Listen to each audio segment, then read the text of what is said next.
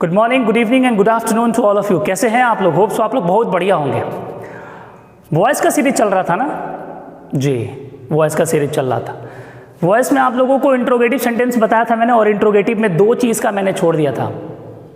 आप लोगों ने कमेंट में पूछा नहीं कि सर आपने हु का और हुम का छोड़ क्यों दिया, क्योंकि हु और हुम का मैंने इसलिए छोड़ा था क्योंकि इसका थोड़ा अलग ट्रेंड चलता है। हु को और हुम को एक अलग तरीके से हम लोग बनाते हैं। आइए देखते हैं। पैसिव, उधर से तीर उर नहीं ना मार रहे हैं आप लोग, ये सब मत किया कीजिए, जादू टोना मत मारा करिए। देखिए चौक टूट गया। पैसिव ऑफ हु, मतलब हु वाले सेंटेंसेस का पैसिव वॉइस कैसे बनता है, पहले हु बताते हैं, उसके बाद होम बताएंगे। कॉपी और पेन नहीं लिए हैं तो काहे देख रहे हैं? जल्दी जाइए, भागिए यहाँ से, जल्दी भागिए, जाके वो कॉपी पेन लेके आइए। जल्दी रोकिए, वीडियो को रोकिए और जाइए, जल्दी दौड़ के जाइए। देखिए यहाँ पे क्वेश्चन देते हैं आप, हु किल्ड अ टाइगर। फिर एक क्वेश्चन यहाँ पे, who has killed a tiger. ठीक है, दो क्वेश्चन आपके सामने। स्टार्टिंग क्या है? हु से स्टार्टिंग है, WH वर्ड हु से स्टार्टिंग है। क्वेश्चन मार्क है, क्वेश्चन मार्क है, तो इससे पता चल रहा है कि क्वेश्चन यानी कि इंट्रोगेटिव सेंटेंस है। ऐसे सेंटेंसेस को पैसिव वॉइस में हम लोग कैसे बनाएंगे? स्टेप 1, एक एक स्टेप को बारीकी से सीखना है, एक एक स्टेप को एकदम ध्यान से समझना है। स्टेप 1, सबसे पहले ये जो हु आप देख रहे हैं यहाँ पे दिख रहा है, ये जो हु दिख रहा है, इसके जगह पे हु के जगह पर बाई हुम का प्रयोग कर देते हैं। स्टेप 1 कहता है हमारा कि हु के जगह पर बाई हुम का प्रयोग कर देते हैं। स्टेप 2, स्टेप 2 में क्या है कि आप लोगों को थोड़ा सा अपना दिमाग यूज करना होगा। ये सेंटेंस को पढ़ेंगे हम तो हमको पता चल जाएगा ना कि ये सेंटेंस कौन से टेंस में है। सेंटेंस को पढ़ने के बाद अगर आपको नहीं पता चल रहा है कि ये सेंटेंस कौन से टेंस में है, तो समझ जाइए कि कुछ ना कुछ फॉल्ट है। क्या करना होगा? जाके इंजेक्शन ले लीजिए। कौन सा इंजेक्शन? डॉक्टरी में नहीं, आप चल जाइएगा माथुर सर के टेंस वाले वीडियो में, वहाँ से पूरा टेंस पहले पढ़ लीजिएगा, उसके बाद यहाँ पे देखिएगा, तब पता चलेगा कि सेंटेंस को पढ़ने के बाद आपको पता चल रहा है कि नहीं कि ये कौन सा टेंस में है। पहले देखिए हु है, उसका वर्ब का दूसरा रूप है, ये देखिए V2 है। सब्जेक्ट के बाद अगर वर्ब का दूसरा रूप है तो कौन सा टेंस हो गया? पास्ट इंडेफिनिट हो गया ना। तो हमको पता चल गया कि ये पास्ट इंडेफिनिट में है। ये वाला सेंटेंस हैज है। अच्छा जजमान, हैज और हैव के बाद वर्ब का तीसरा रूप है, तो हैज या हैव के बाद अगर वर्ब का तीसरा रूप होता है यानी कि परफेक्ट है। तो अगर हैड के बाद V3 होता तो पास्ट परफेक्ट होता, और हैज और हैव के बाद V3 है तो प्रेजेंट परफेक्ट है। ठीक है, ठीक है। तो ये हो गया हमारा प्रेजेंट परफेक्ट। दिख रहा हो ना? ए रुको, हाँ दिख रहा है, PRESENT, प्रेजेंट परफेक्ट। तो ये सेंटेंस हमको पता चल गया कि प्रेजेंट परफेक्ट है, ये सेंटेंस पता चल गया कि पास्ट इंडेफिनिट। समझना, बात को समझ, एकदम ध्यान समझना। स्टेप 1 कहता है कि जब हम लोग इस सेंटेंस को एक्टिव से पैसिव में चेंज करते हैं तो पहला वाला सेंटेंस में सबसे पहला स्टेप जो होता है, हु को बदल के बाई हुम कर दो। उसके बाद अब सोचो कि ये सेंटेंस कौन से टेंस में है। हमको पता चल गया कि ये सेंटेंस पास्ट इंडेफिनिट में है। अब पास्ट इंडेफिनिट में जब हम लोग पैसिव वॉइस चेंज करते थे तो पास्ट इंडेफिनिट का ऑक्सिलरी वर्ब क्या आता था पैसिव में? नहीं मालूम है? बता देते हैं। नहीं मालूम है ना तो कान पकड़ के जल्दी उठक बैठक कर लीजिए। इसका मतलब कि आप सीरियस होकर नहीं पढ़ाई कर रहे हैं। ये पास्ट इंडेफिनिट को जब हम पैसिव वॉइस में चेंज करते हैं तो इसका ऑक्सिलरी वर्ब आता है वाज या वर। क्या आता है? वाज या वर। सेकेंड स्टेप में क्या करना है, समझिए बात को। सेकेंड स्टेप में सबसे पहले उस सेंटेंस का टेंस अपने दिमाग में लाइए और उस टेंस के अनुसार उसका पैसिव वॉइस का जो एक्सुलरी वर्ब है उस एक्सुलरी वर्ब को यहाँ रख दीजिए। हमको पता चल गया कि ये पास्ट टेंस में है, पास्ट इंडिफिनिट में है, और जब ये पास्ट इंडिफिनिट में है इसका मतलब कि पास्ट इंडिफिनिट का एक्सुलरी वर्ब यहाँ पे लगेगा। पास्ट इंडिफिनिट एक्सुलरी वर्ब क्या होता है? वॉज या वर होता है। बुझाया? स्टेप नंबर 3 में आइए।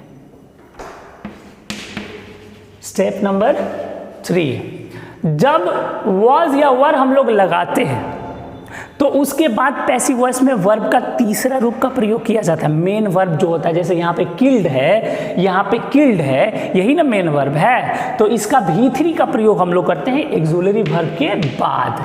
एक्सुलरी, अब किल का V2 भी यही होता है और V3 भी यही होता है, और कोई दूसरा अगर मान लीजिए वर्ब होगा जिसका V2 अलग होता होगा और V3 अलग होता होगा, तो वहाँ पे आपको थोड़ा सा सोचना पड़ेगा कि एक्सुलरी वर्ब के ठीक बाद हम लोग क्या लगाएंगे? वर्ब का तीसरा। एक एक स्टेप को बारीकी से समझना है।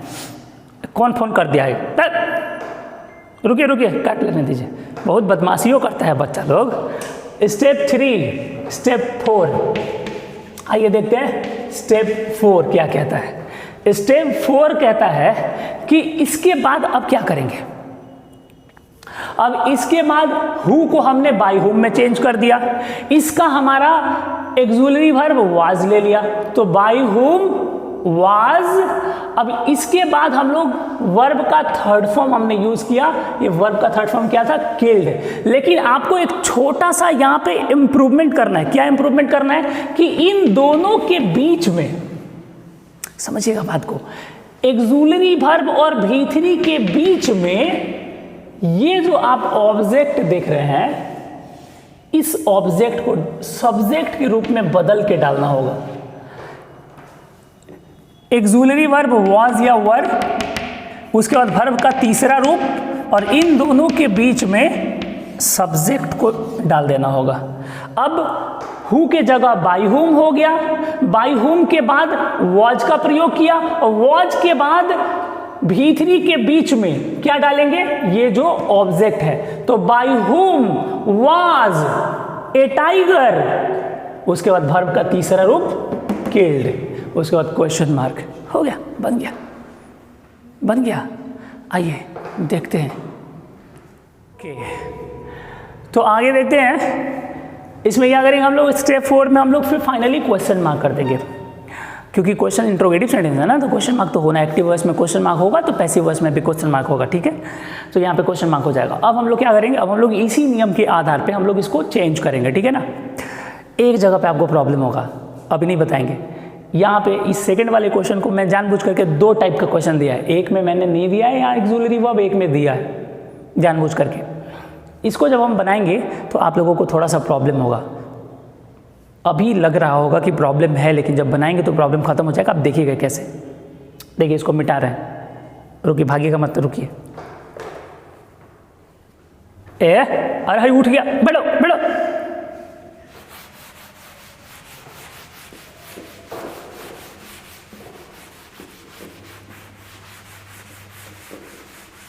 देखिएगा question number 1, who killed a tiger, यही था ना।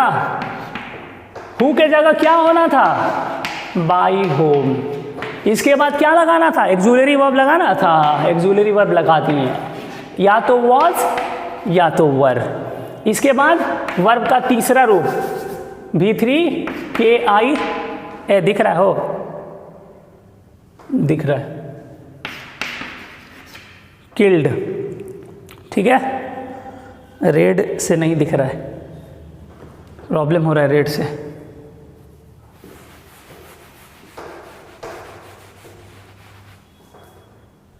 बाय होम, वॉज या were, fill in the blanks, killed. बताओ, वॉज या वर ये एक्सुलरी वर्ब है। इसके बाद हमने कहा था ना कि वॉज या वर और V3 के बीच में क्या होना चाहिए? ये वाला जो ऑब्जेक्ट है इसको सब्जेक्ट के रूप में बदल के, यही कहा था ना। तो अब ये टाइगर है, अगर हिम होता तो ही हो जाता, मी होता तो आई हो जाता, नाम नाम में ही रह जाता है। तो ए टाइगर को हम ए टाइगर जिंदा है, हो गया ए टाइगर।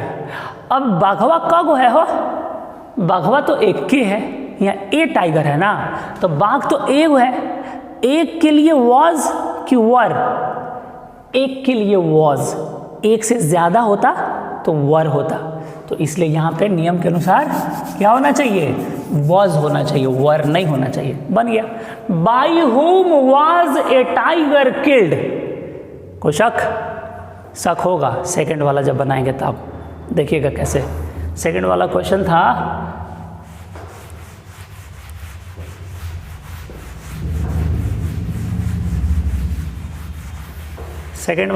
था who has killed a tiger, यही था ना एक्टिव वॉइस।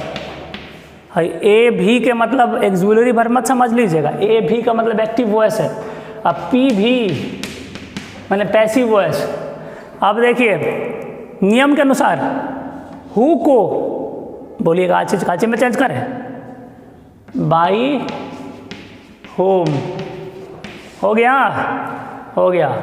उसके बाद ये जो हैज़ है अब यहाँ पे आएगा तो हैज़ या हैव, इन दोनों में से कोई एक ही होगा। अब हैज़ होगा कि हैव होगा ये कैसे पता चलेगा, तो ए टाइगर जब यहाँ पे हम रखेंगे, ए टाइगर जब हम यहाँ पे रखेंगे तो बाघ कब है, एगो है, तो एक बाघ के लिए हैज़ की हैव, एक के लिए हैज़ होता है, एक से ज़्यादा के लिए हैव, तो बाघ एगो है इसलिए यहाँ हैज़ होगा, तो यहाँ से हैव को हटा दीजिए। देखिएगा एक एक स्टेप देखिए कैसे बन रहा है। By whom has a tiger, ए बचवा ए सोनवा याद करो हमारा गलती न है, जब हम परफेक्ट पढ़ा रहे थे, चाहे वो प्रेजेंट परफेक्ट हो चाहे वो पास्ट परफेक्ट हो, जब हम पढ़ा रहे थे ए सोना हमारा बबुआ हमारा बाबू हीरा, हैज़ और हैव के बाद हम का लगा रहे थे, बिन लगा रहे थे ना, BEEN, तो यहाँ पे भी लगाएंगे ना, तो यहाँ पे बिन कहाँ लगेगा, यही तो बात है, यही बात है कि यहाँ पे बिन लगेगा कहाँ पे। एक बार अगर सीख गए ना कि बिन कहाँ लगेगा फिर कभी नहीं भुलाओगे। अब देखो यहाँ पे हैज़ के तुरंत बाद बिन मत लगा देना, ये देखो तुमसे कह रहे हैं, किसी से कहना मत, खाली तुमसे बता रहे हैं, हाँ जो देख रहा है ना उसी से खाली बता रहे हैं, और दूसरे से मत कहना। हैज़ के तुरंत बाद यहाँ पे बिन मत लगाना, हैज़ उसके बाद ये जो सब्जेक्ट है ऑब्जेक्ट है इसको सब्जेक्ट में चेंज करके यहाँ जो ये टाइगर लिख दे इसके बाद बिन लगा देना, हो गया। अब वर्ब का तीसरा रूप किल्ड कर देना, अब जाके हो गया सही। अब देखो by whom has a tiger been killed, ऐसा क्वेश्चन में जानते हो बच्चा हमारा कंफ्यूज हो जाता है। देखो कैसे कंफ्यूज होता है, यहाँ दे देगा who is READING reading this story. देखो who is reading this story, अब ये है हमारा एक्टिव वॉइस। ए बबुआ इसको जब हम पैसिव वॉइस में चेंज करेंगे तो ये हु अपना जगह पे क्या हो जाएगा, बाई होम हो जाएगा ना। अब बाई होम, अब यहाँ एक्सुलरी वर्ब दिया हुआ है इज आर एम, तो अब इज आर एम यह तीनों में से न कौन होगा, न तो इज होगा न तो आर होगा और न तो एम होगा। अब हमको डिसाइड करना है इज होगा कि आर होगा कि एम होगा, तो ये डिसाइड कैसे होगा, ये जो आवे वाला ये जो ऑब्जेक्ट है, जब इस ऑब्जेक्ट को जब हम बदल करके इस एक्सुलरी वर्ब के बाद लिखते हैं तो लिख दीजिए दिस स्टोरी। स्टोरी एगो की एगो से ज़्यादा, अगर स्टोरीज होता तब ना एक से ज़्यादा होता, यहाँ पे स्टोरी है एक स्टोरी, तो एक स्टोरी के लिए इज की आर की एम, एक स्टोरी के लिए तो इजे ना होता है हो, ये तो कोई बता देगा, आंख बंद करके बता देगा। बाई हुम इज दिस स्टोरी, अब असली ताकत दिखाना है, असली ताकत ये दिखाना है कि ये कौन सा टेंस है, ये है प्रेजेंट कॉन्टिन्यूअस टेंस, और प्रेजेंट कॉन्टिन्यूअस टेंस का जब हम लोग पैसिव वॉइस बनाते हैं तो उस पैसिव वॉइस में हम लोग बीइंग का प्रयोग करते हैं। जैसे पास्ट परफेक्ट में हम लोग बीन लगाते हैं ना, वैसे ही प्रेजेंट कॉन्टिन्यूअस में हम लोग बीइंग का प्रयोग करते हैं। तो हिया ए बचवा एकरा वाला में प्रेजेंट परफेक्ट वाला में बीन कहाँ लगाए हो? टाइगरवा के बाद ना, जो सब्जेक्टवा है इसके बाद ना तुम बीन लगाए हो। तो इसमें भी बीइंग कहाँ लगाओगे? पहले एक्सुलरी वर्ब, फिर ये वाला जो ऑब्जेक्ट यहाँ लिखे हैं उसके बाद हम बीइंग लगाएंगे। तो यहाँ पे BEING बीइंग, और उसके बाद वर्ब का तीसरा रूप रेड। रेड रेड रेड होता है हो। By whom is this story being red. बात समझ में आया? अभी और क्वेश्चन सॉल्व करवा रहे हैं, भागना मत, बैठे रहो बुआ। सामने स्क्रीन पे, तो आपके सामने स्क्रीन पे आप यहाँ पे देख रहे हैं कुछ क्वेश्चंस मैंने आप लोगों को दिया है। आप देखिए यहाँ पे कुछ क्वेश्चंस मैंने हु से रिलेटेड कुछ क्वेश्चंस मैंने दिया है। अब मैं सॉल्व कराता हूँ, जो भी कन्फ्यूज़न है वो आपका यहाँ पे दूर हो जाएगा। आप ज़रा देखिएगा यहाँ पे, हु रोट दिस लेटर, पहला क्वेश्चन है। मैंने कहा था ना कि सबसे पहले हम लोग जब इसको बनाएंगे तो सबसे पहले हु के जगह पे, ये जो भी आप हु देख रहे हैं इस हु के जगह पे बाय हुम का प्रयोग कर देना है। उसके बाद हम लोगों को चेक करना है कि ये जो सेंटेंस है कौन से टेंस में है। अगर हमको पता चल जाएगा कि ये सेंटेंस किस टेंस में है, तो उस टेंस के पैसिव वॉइस का जो एक्सुलरी वर्ब होता है उसका प्रयोग हम लोग बाय हुम के तुरंत बाद करते हैं। तो इस प्रकार से सबसे पहला क्वेश्चन मैं आप लोगों को बनाने जा रहा हूँ। आइए देखिए, सबसे पहला क्वेश्चन, ये 1 है, ये 2 है, ये 3 है, नहीं ये 1 है, ये 2 है, ये 3 है, ये 4 है और ये 5 है। तो आइए 1 का पैसिव वॉइस हम लोग देखते हैं। 1 का पैसिव वॉइस हम लोग देखते हैं। क्वेश्चन नंबर 1 क्या कह रहा है? Who wrote this letter, who wrote this letter, यही है ना। सब्जेक्ट की V2 ऑब्जेक्ट, कौन सा टेंस है? Who wrote this letter. यहाँ से हमको पता चला कि ये पास्ट इंडिफिनिट है, और पास्ट इंडिफिनिट में वॉज या वर के तुरंत बाद वर्ब का तीसरा रूप का प्रयोग करते हैं हम लोग। अगर आप लोगों ने पैसिव वॉइस पढ़ा है मेरा सबसे फर्स्ट वीडियो पैसिव वॉइस का, उसमें मैंने आप लोगों को बताया जनरल रूल में। सो आप यहाँ पे देखेंगे हु का हम लोग बाय होम कर देंगे, कोई दिक्कत नहीं होगा। सो हु का प्रयोग, हु के जगह पे हम लोग बाय होम का प्रयोग कर दिए। उसके बाद हम लोग देखेंगे रोट दिस लेटर। अच्छा एक बात बताओ बुआ, अगर ये पास्ट है तो मैंने कहा ना इसके बाद वॉज या वर का प्रयोग करेंगे। अब वॉज या वर में क्या होगा? वॉज होगा कि वर होगा, ये कैसे पता चलेगा?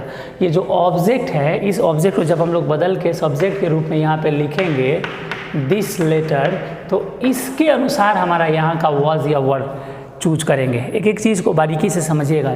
जब हम इस ऑब्जेक्ट को सब्जेक्ट के रूप में यहाँ पे बदल रहे हैं, तो अब यहाँ पे वॉज होगा कि वर होगा, ये किसके अनुसार होगा? तो इसके तुरंत बाद आने वाले सब्जेक्ट के अनुसार होगा।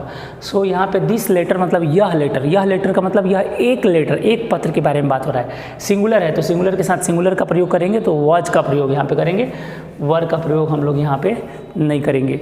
सो by whom was this letter. अब इसमें चूँकि पास्ट इंडेफिनिट में एक बात बताइए, पास्ट इंडेफिनिट में क्या बीन का प्रयोग, बीइंग का प्रयोग, बी का प्रयोग होता है क्या? नहीं होता है। डायरेक्ट वॉज या वर के बाद वर्ब का तीसरा रूप लगता है, ऐसा होता है ना। सो वॉज या वर है, उसकी नियम है कि पहले हम लोग हु को बाय हुम में बदलते हैं, उसके बाद हम लोग एक्सुलरी वर्ब उसके टेंस को पहचानते हैं, मिल गया तो उसका एक्सुलरी वर्ब यहाँ पे लिखते हैं पैसिव वॉइस का। उसके बाद वाक्य का जो ऑब्जेक्ट होता है उसको सब्जेक्ट में बना करके लिखते हैं। अब इसके बाद अगर उसके पैसिव वॉइस में बी या बीन या बीइंग लगता होगा तो लगाएंगे, और नहीं लगता होगा तो नहीं लगाएंगे। तो पास्ट इंडेफिनिट में तो लगता नहीं है, पास्ट इंडेफिनिट में नहीं लगता है तो नहीं लगाएंगे, छोड़ दीजिए यहाँ पे। और इसके बाद डायरेक्ट हमारा रोट का V3, इसके बाद वर्ब का तीसरा रूप प्रयोग कर दीजिए, किल्ड, हो गया। इस प्रकार से हमारा पहला क्वेश्चन बन गया, by home was this letter. Oh sorry wrote है ना, यहाँ किल्ड लिख दें। क्या मेरा भी दिमाग तार छोड़ रहा है क्या मेरा बउआ? यहाँ पे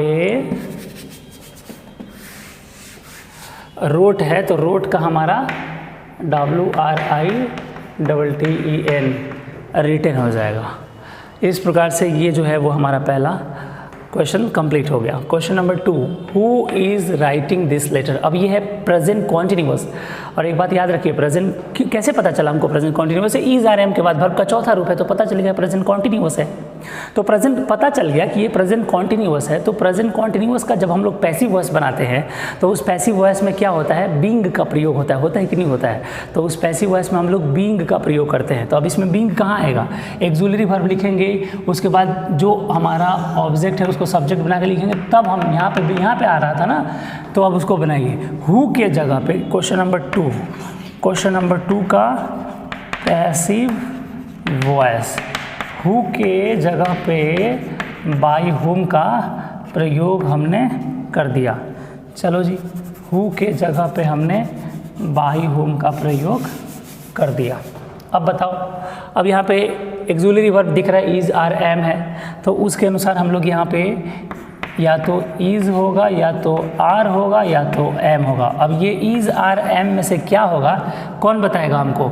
ये वाक्य का ऑब्जेक्ट जब सब्जेक्ट में बदल के यहाँ आ जाएगा दिस लेटर, तो यही बताएगा कि यहाँ इज़ होगा कि आर होगा कि एम होगा। अब आप बताइए, दिस लेटर मतलब एक लेटर, तो एक लेटर मतलब इज़ की आर, इज़, तो इसलिए हम लोग यहाँ पे क्या लिखेंगे, is. By whom is this letter.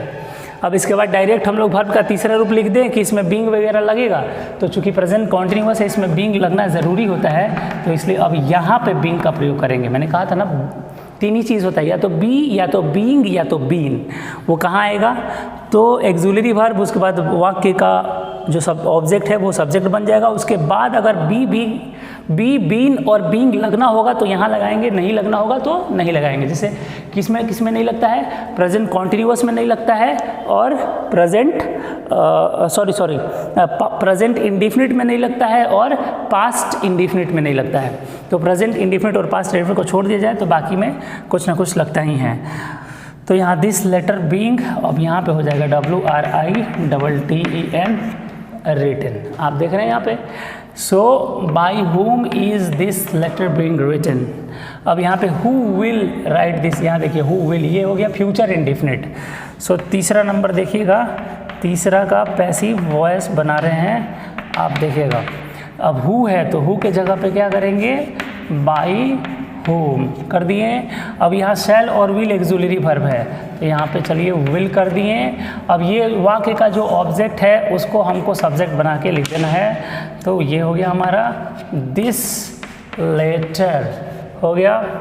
अब यहाँ विल है तो फ्यूचर इंडिफिनिट में, जैसे प्रेजेंट कॉन्टिन्यूअस में बीइंग लगता था, पास्ट इंडिफिनिट में कुछ नहीं लगता था तो डायरेक्ट V3 लिख दिए हैं। प्रेजेंट कॉन्टिन्यूअस में बीइंग लगता था तो इसके बाद हम बीइंग का प्रयोग किए हैं। लेकिन फ्यूचर इंडिफिनिट में बी लगता है तो बी कहाँ लगाएंगे, ठीक इसके बाद लगाएंगे, इसके बाद लगाएंगे। जैसे इसके बाद बीइंग लगा है तो इसके बाद हम लोग अब वहाँ यहाँ पे क्या लगा देंगे, बी। राइट को हम लोग क्या कर देंगे, रिटन में बदल देंगे, चूँकि वॉइस में हमेशा वर्ब का तीसरा रूप लगता है। नंबर 4 देखिएगा, नंबर 4 कह रहा है who had written this letter. Number 4 का पैसिव वॉइस। अब हु के जगह पे क्या हो जाएगा, बाई हुम हो जाएगा। अब ये हैड है तो हैड तो सबके साथ आता है, हैज़ और हैव में से चुनना तो है नहीं कि इसमें हैज़ होगा कि हैव होगा। हैड है, हैड तो सबके साथ आता है, सो हैड लिख दिए। उसके बाद दिस लेटर है, तो दिस लेटर है तो हम लोग क्या किए, दिस लेटर वाक्य का ऑब्जेक्ट, वाक्य का सब्जेक्ट बना दिए। अब चूंकि हैड वाले में बीन का प्रयोग करते हैं हम लोग, तो यहाँ पे हम लोगों ने बीन का प्रयोग कर दिया, और वर्ब का तीसरा रूप तो लगता ही है पैसिव वॉइस में, सो हमने रिटन कर दिया वर्ब का तीसरा रूप। नंबर 5, हु अब्यूज्ड मी। अब देखिए ये है पास्ट इंडेफिनिट, हु अब्यूज्ड मी। अब पास्ट इंडिफिनिट में हम लोग क्या करते हैं, पास्ट इंडिफिनिट में हमारा ना बी लगता है, ना बीन लगता है, ना बीइंग लगता है। पास्ट इंडिफिनिट में ये नहीं लगता है। तो अब इसके बाद जो वाक्य का ऑब्जेक्ट है जब उसको सब्जेक्ट में चेंज कर देंगे तो उसके बाद डायरेक्ट वर्ब का तीसरा रूप लिखेंगे। देखिएगा बना रहे हैं कैसे, हु है इसका पैसिव वॉइस बना रहे हैं, आप ज़रा ध्यान दीजिएगा, पैसिव वॉइस। अब हु है तो हु का क्या हो जाएगा, नीचे दिख रहा है, हाँ हु है तो हु का क्या हो जाएगा, बाय होम। हो गया, कोई शक नहीं। अब ये पास्ट इंडिफिनिट है बउआ, तो पास्ट इंडिफिनिट का एक्सुलरी वर्ब पैसिव वॉइस का क्या होता है, वॉज या वर होता है, वॉज या वर होता है। अब ये वॉज होगा कि वर होगा, कौन बताएगा हमको। तो एक्टिव वॉइस का जो ऑब्जेक्ट है, जब पैसिव वॉइस के सब्जेक्ट में बदलते हैं तो मी सब्जेक्ट में बदल के आएगा तो क्या हो जाएगा, मी का यहाँ आई हो जाएगा ना। तो अब आई के अनुसार चुनेंगे। अब ये आई हमको बताएगा कि वॉज होगा कि वर होगा, तो आई हमको बता रहा है कि आई यहाँ वर नहीं वाज रहेगा, तो आई के अनुसार हमने यहाँ पे वॉज रख दिया। अब इसके बाद अगर बी, बीइंग और बीन लगाना होता तो लगाते हैं, लेकिन पास्ट इंडिफिनिट में नहीं लगता है। अब नहीं लगता है तो क्या करेंगे हम लोग, बाय होम वॉज आई। अब उसके बाद हम लोग कर देंगे यहाँ पे वर्ब का तीसरा रूप ABUSED, अब्यूज्ड और क्वेश्चन मार्क। देखिए, by home was I abused, और ये भी था by home was this letter written, ये भी पास्ट इंडिफिनिट था और ये भी पास्ट इंडिफिनिट था। आप देख रहे हैं यहाँ पे। अब चूंकि दिस लेटर इसलिए नहीं बदला है क्योंकि ये नाउन है, और जो नाम होता है वो डायरेक्ट वही रह जाता है, प्रोनाउन बदलता है। मी आई मी, ऑब्जेक्ट सब्जेक्ट, सब्जेक्ट ऑब्जेक्ट। अगर ऑब्जेक्ट मी होगा तो सब्जेक्ट में आई हो जाएगा, और अगर सब्जेक्ट आई को ऑब्जेक्ट मी में बदलना होगा तो आई जो है वो मी में बदल जाएगा। तो सब्जेक्ट ऑब्जेक्ट, ऑब्जेक्ट सब्जेक्ट में बदलता है। ये सिर्फ प्रोनाउन में चेंज होता है। जो नाउन होता है, जो नाम होता है, उसमें कोई बदलाव नहीं होता है। इसलिए लेटर को हम लोग, दिस लेटर को हम लोगों ने कोई बदलाव नहीं किया है। कभी कभी बच्चा कंफ्यूज हो जाता है, नरेशन वाला चीज़ उसके दिमाग में आ जाता है, तो क्या करता है, दिस लेटर को दैट लेटर कर देता है। तो यहाँ पे कन्फ्यूज़न वाला कोई बात नहीं है। यहाँ पे दिस का दैट नहीं होता, ये नरेशन नहीं है कि दिस का दैट, दिस का दोज हो जाएगा, नाउ का देन हो जाएगा, ये नरेशन नहीं है, ये वॉइस है।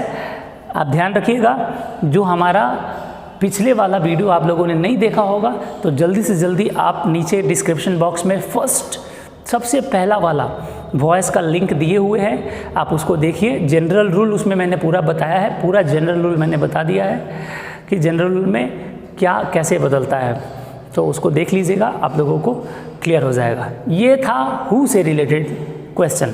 अगर एक्टिव वॉइस के सेंटेंसेस में WHO हु होगा तो उसका पैसिव वॉइस कैसे बनाएंगे, लेकिन अगर एक्टिव वॉइस के सेंटेंस में हुम हो जाए तो उसका पैसिव वॉइस कैसे बनाएंगे।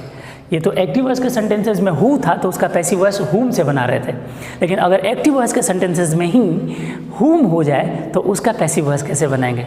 उल्टा कर दो, हु को हुम में बदल रहे थे, अब हुम को हु में बदल देना। आइए देखते हैं कैसे बनता है हु से शुरू होने वाले एक्टिव वॉइस का पैसिव। देखिए आपके सामने स्क्रीन पे अब एक ऐसा सेंटेंस है जो हु से नहीं बल्कि हुम से स्टार्ट है, और ऐसे वाक्यों को पैसिव वॉइस में बदलने के लिए क्या करना होगा, कुछ नहीं, ज़्यादा कुछ नहीं करना होगा। Whom have you killed, अभी क्या हम लोग पढ़ रहे थे, Who killed you, मान लीजिए। अब Who killed you, तुम्हें किसने मारा, Who killed Ram, Who killed Ram, Ram को किसने जान से मार दिया। Who killed you नहीं हो सकता क्योंकि Who killed you, तुम्हें किसने मारा, अब जो जान से मर गया तो मैं उससे सवाल कैसे पूछ सकता हूँ। सो Who killed राम, राम को जान से किसने मारा।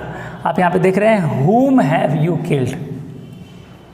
अब यह है कि यहाँ पे तुमने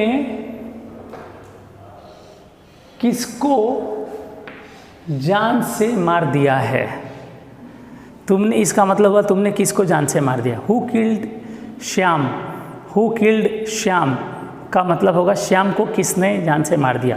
अब यहाँ पे है कि whom have you killed, अब यहाँ पे है कि whom have you killed, तुमने किसको मार दिया, तुमने किसको मार दिया, whom have you killed।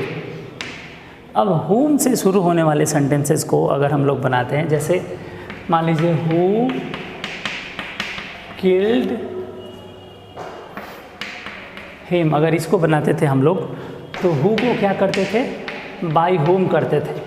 तो अब यहाँ whom को क्या करना है, स्टेप 1, अब यहाँ whom को who में बदल देना है। अभी who को किस में बदलते थे, by whom में। अब यहाँ क्या करना है, whom को who में बदल देना है। इसके बाद क्या करते थे हम लोग, इस सेंटेंस को परखते थे कि कौन से टेंस में है, पता चल जाता था कि पास्ट इंडिफिनिट में है तो उसके अनुसार was लगा देते थे।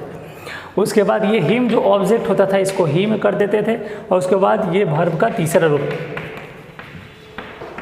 ऐसे ही बनाते थे ना। अब इसको बनाने के लिए हम लोग क्या करेंगे, सबसे पहले हम लोग हु करेंगे। ओके, हुम जो है यहाँ पे जो हुम है वो चेंज कर देंगे हु में।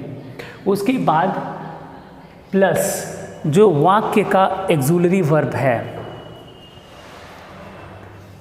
हैव, तो अब वाक्य का जो एक्सुलरी वर्ब है HAVE हैव और हैज़। अब वाक्य का जो एक्सुलरी वर्ब है, अब उसमें हमारा पॉसिबिलिटीज़ बनेगा कि हैव या हैज़, दोनों में से कोई भी एक ही लिखना है। सो हम लोग किसके साथ जाएंगे, सिंगुलर के साथ जाएंगे, हैज़ के साथ जाएंगे। सो यहाँ पे हम लोग क्या लिख देंगे, यहाँ पे हम लोग हैज़, उसके बाद प्लस, इसके बाद हम लोग क्या लिखेंगे। अब यहाँ पे चूँकि हैव है तब ना यहाँ हैज़ लिखे हैं। अगर यहाँ पे डू डज में से कोई होता तो फिर यहाँ डज लिखते हैं। यहाँ इज़ आर एम में से कुछ होता तो यहाँ इज़ लिखते हैं, इज़ आर में अगर होता तो। अभी दिखाएंगे वन बाय वन, सारे एग्जांपल्स पे बनाएंगे। सो यहाँ हु लिख रही है, उसके बाद हैज़ का प्रयोग करेंगे। अब इसके बाद तुरंत वर्ब का तीसरा रूप लिखेंगे, लेकिन हैज़ है तो पैसिव वॉइस में बीन का प्रयोग करते हैं। और इसके बाद हम लोग क्या करेंगे, वर्ब का तीसरा रूप, उसके बाद बाई, और उसके बाद ये जो यू है इसको हम लोग ऑब्जेक्ट में बदल देंगे। अब देखिएगा, whom have you killed, इसका आंसर जब हम लोग बनाएंगे तो whom को who में बदल दिए, ठीक है। उसके बाद हमारा एक्सुलरी वर्ब चूँकि have है, so who has been, उसके बाद वर्ब का तीसरा रूप killed, उसके बाद by, और उसके बाद YOU, who has been killed by you। देख रहे हैं आप, who has been killed by you बन गया। अब चूंकि हैज़ था इसलिए हमने बिन का प्रयोग किया है। ये चूंकि हैज़, हैव या हैड होता है तो बिन का प्रयोग होता है। लेकिन अगर मान लीजिए आपके एग्ज़ाम में क्वेश्चन अगर ऐसे आ गया कि whom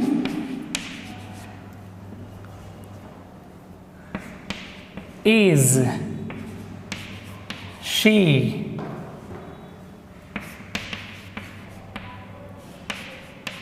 टीचिंग, वह किसको पढ़ा रही है। अगर आपके एग्ज़ाम में ये क्वेश्चन आ जाए whom is she teaching, वह किसको पढ़ा रही है, या क्वेश्चन आ जाए whom does she teach, इस प्रकार से अगर क्वेश्चन आ जाए, या क्वेश्चन आ जाए who did they ABUSE abuse, आप देख रहे हैं whom did they abuse, whom does she teach, whom is she teaching, वह किसको पढ़ा रही है, वह किसको पढ़ाती है, वे लोग किसको गाली दे दिए। ये तीनों सेंटेंसेस को अब हम लोग बनाएंगे। देखिएगा कैसे बना रहे हैं, आप ज़रा इस पे गौर करिएगा। सारा वर्ब का खेल है। अगर वर्ब को आपने घुमाना सीख लिया तो समझ जाइए कि आप हर चीज़ घुमाना सीख लिए। अब पहला बनाते हैं ये वाला, whom is she teaching, ये है नंबर 1, ये है नंबर 2, ये है नंबर 3। नंबर 1 बनाते हैं हम लोग पहले। नंबर 1 है whom is she teaching, whom को क्या करना है, who में बदल देना है। जो एक्सुलरी वर्ब है उसका सिंगुलर वाला रूप इज़ ले लिए, मान लीजिए इज़ है, who is। अब ये प्रेजेंट कॉन्टिन्यूअस है तो प्रेजेंट कॉन्टिन्यूअस में क्या लगता है, बीइंग लगता है, सो हु इज़ बीइंग। अब इसके बाद टीचिंग है तो इसको TAUGH टॉट कर देना है, वर्ब का तीसरा रूप कर देना है। और उसके बाद B3 के बाद बाई प्लस, और जो ये शी है इसको हमको ऑब्जेक्ट में बदल देना है। क्या करना है, ये जो सब्जेक्ट है इसको हमको ऑब्जेक्ट में बदल देना है। ऑब्जेक्ट क्या हो जाएगा, हर। नंबर 2, अब ये प्रेजेंट कॉन्टिन्यूअस था इसलिए इज के बाद बीइंग लगा है तब B3 लगा है। अब कॉन्टिन्यूअस में बीइंग लगता है इसलिए यहाँ पे हमने एक्सुलरी वर्ब का बीइंग लगाया है, लेकिन प्रेजेंट इंडिफिनिट होता तो उसमें बीइंग नहीं लगता है उसमें। अब प्रेजेंट इंडिफिनिट होता तो क्या करते हैं हम लोग, तो प्रेजेंट इंडिफिनिट होता इज के बाद हम लोग डायरेक्ट वर्ब का तीसरा रूप यहाँ पे अप्लाई करते हैं। आप ज़रा देखिएगा question number 2, whom does she teach। अब इसको अगर हमको बनाना है तो whom के जगह पे क्या हो गया, who। अब यहाँ does है, इससे पता चला हमको कि ये प्रेजेंट इंडिफिनिट है। पैसिव वॉइस में जब हम लोग बनाएंगे तो डू डज को हम लोग पैसिव वॉइस का एक्सुलरी वर्ब क्या लिखते हैं, इज आर एम लिखते हैं ना प्रेजेंट इंडिफिनिट में। सो यहाँ पे who के बाद हम लोग क्या कर देंगे, इज, हु इज। अब बताइए यहाँ पे क्या करेंगे, अब प्रेजेंट इंडिफिनिट में बीइंग, बीन, बी वगैरह वगैरह ये सब लगता है, नहीं लगता है। क्या लिखते हैं हम लोग, इज आर एम के बाद डायरेक्ट वर्ब का तीसरा रूप लिखते हैं। सो हु इज और TAUGHT टॉट। अब यहाँ पे चूंकि यहाँ पे शी है सब्जेक्ट तो इसको ऑब्जेक्ट बनाने के लिए बाई प्लस ऑब्जेक्ट करना होगा ना, शी का हो जाएगा हर। अब उसी प्रकार से देखिएगा पास्ट इंडेफिनिट तीसरा, पास्ट इंडेफिनिट में भी हम लोग बीइंग, बी, बीन ये सब नहीं लगाते हैं, वाज वर के बाद डायरेक्ट V3 आता है।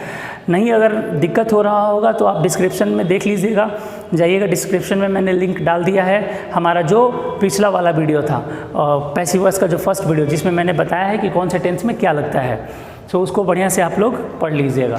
सो आप देख रहे हैं यहाँ पे whom है तो whom को हम लोग यहाँ पे क्या कर देंगे, WHO who कर देंगे। अब who के बाद यहाँ did लगा हुआ है तो इससे पता चला हमको कि ये कौन सा टेंस है, पास्ट इंडिफिनिट है। पास्ट इंडिफिनिट में क्या लगता है, was लगता है या वर लगता है, तो यहाँ was हम लोगों ने ले लिया। अब who was वर्ब का तीसरा रूप, who was abused, who was abused।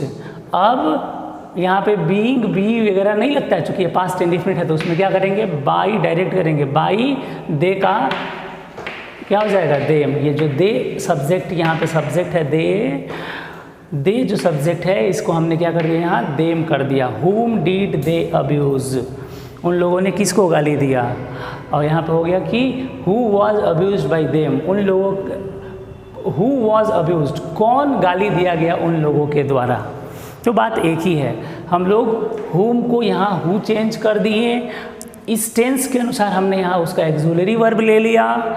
इस एक्सुलरी वर्ब के बाद हमको चेक करना है कि इस एक्सुलरी वर्ब के बाद हमारा बीन, बीइंग या बी में से कोई लगता तो नहीं है, नहीं लगता है, नहीं लगता है तो डायरेक्ट V3 लगाएंगे, और लगता है तो फिर वो लगा के तब V3 का प्रयोग करेंगे। देखिए जैसे प्रेजेंट कॉन्टिन्यूअस में बीइंग लगता था तो इसलिए एक्सुलरी वर्ब पर बीइंग लगाए हैं, बीइंग के बाद V3 लगाए हैं, लेकिन प्रेजेंट इंडिफिनिट और पास्ट इंडिफिनिट में हम लोगों का नहीं लगता है इसलिए हम लोग एक्सुलरी वर्ब पर डायरेक्ट वर्ब का तीसरा रूप लगाए हैं। सो यहाँ पे भी वही काम किए हैं। और लास्ट में हमको क्या करना है, बाई, और बाई के बाद जो हमारा वाक्य का सब्जेक्ट है उसको ऑब्जेक्ट में बदल के लिख देना है, बस यही तो है। इससे रिलेटेड आप लोगों को कुछ क्वेश्चन मैं नीचे कमेंट बॉक्स में देने वाला हूँ। नीचे कमेंट बॉक्स में 2 या 3 क्वेश्चन मैं इससे रिलेटेड, whom से रिलेटेड, WHOM whom से रिलेटेड कुछ क्वेश्चंस देने वाला हूँ नीचे कमेंट बॉक्स में। आप वहाँ से देख लीजिएगा क्वेश्चन, और क्वेश्चन देख करके आप लोग भी एक बार प्रैक्टिस करिएगा। तो इस प्रकार से हम लोगों ने आज सीखा WHO who वाले सेंटेंसेस का पैसिव वॉइस, WHOM whom वाले सेंटेंसेस का पैसिव वॉइस। अगले वीडियो में फिर मिलते हैं हम लोग, और अगले वीडियो में कुछ अलग प्रकार के सेंटेंसेस का पैसिव वॉइस बनाना सीखेंगे। तब तक के लिए दीजिए इजाज़त, हंसते रहिए, मुस्कुराते रहिए। एक बार फिर से इंतज़ार थोड़ा सा कर लीजिएगा, अगले वीडियो में फिर मिलते हैं।